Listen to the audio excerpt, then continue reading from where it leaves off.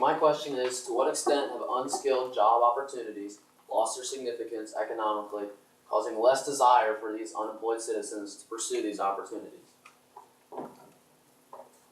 So, coming from the viewpoint of the unemployed, labor should be more than just getting by in life and making minimum wage. And the replacement of workers by machines in the future, this has a great effect on the unemployed citizens' desire to pursue job opportunities. And in Richard Nixon's address to the nation on Labor Day, he said that the worker should be given more responsibility and significance. And Adam Smith said, once a machine is erected, that extraordinary work done by the citizens before is deemed less significant. And this has a negative effect from an unemployed person's view, because why pursue a job that is deemed economically insignificant anyway? It kind of lowers the morale of one trying to pursue these job opportunities. And that's just Richard Nixon. He was the 37th President of the United States. So government officials would like to have you believe that unemployment rates are going down, and this is true. In a study released by the Department of Labor, in the past 10 years, unemployment has gone from 12 million citizens to 8 million citizens. And this was a household study. And although these numbers are good, that's still 8 million citizens unemployed, and that's a very large number. And this is not taking into consideration the homeless. And this is a chart showing that over the past 10 years there has been a decrease, but still that's 8 million citizens. And that study was done by the U.S. Department of Labor, which is a cabinet level department in the U.S. government.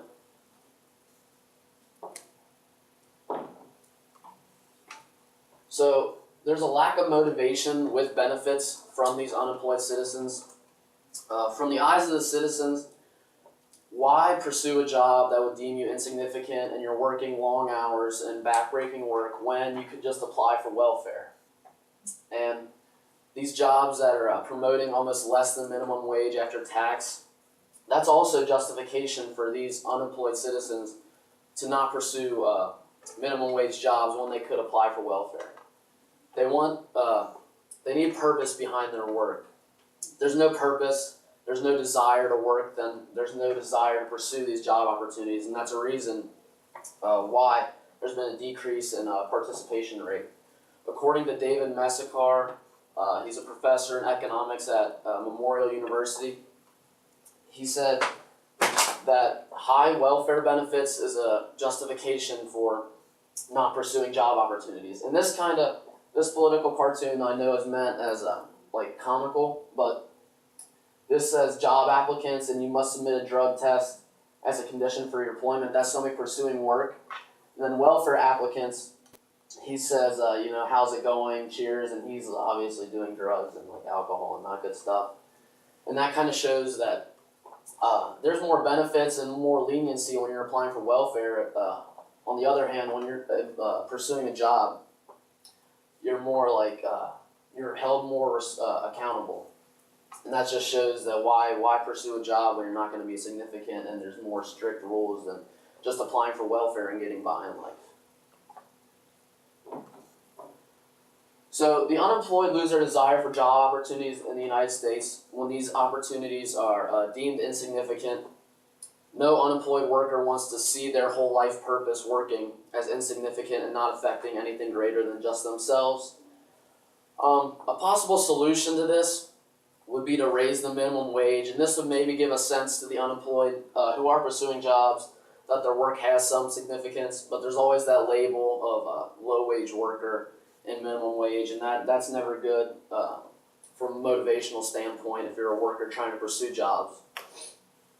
And the other limitation to the solution would be that raising the minimum wage could cause inflation and a lot more economical problems in the future. And this kind of shows over since 1978 to 2016 in the United States, how the minimum wage has been raised.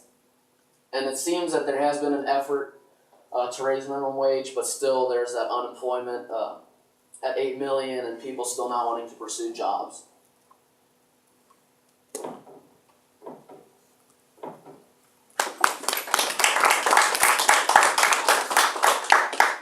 Baylor, my first question for you is, what information did you need before you began your research, and how did that information shape your research? The information I needed before my research was definitely unemployment rates, because if I was claiming that, unemployment rates are obviously showing that there's less desire, that could not be true, because I showed earlier that unemployment has gone from 12 million citizens to 8 million citizens, so that kind of went against my argument, so I had to shape my argument around that. That's still a big number, and that's not a good number at 8 million citizens.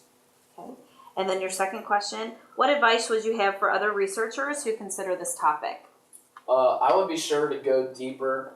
If I was giving advice, go deeper than just the statistics, because those are a lot of numbers and big numbers with unemployment and participation rate, and you want to kind of get the perspective and meaning behind these unemployed citizens rather than just looking at statistical numbers.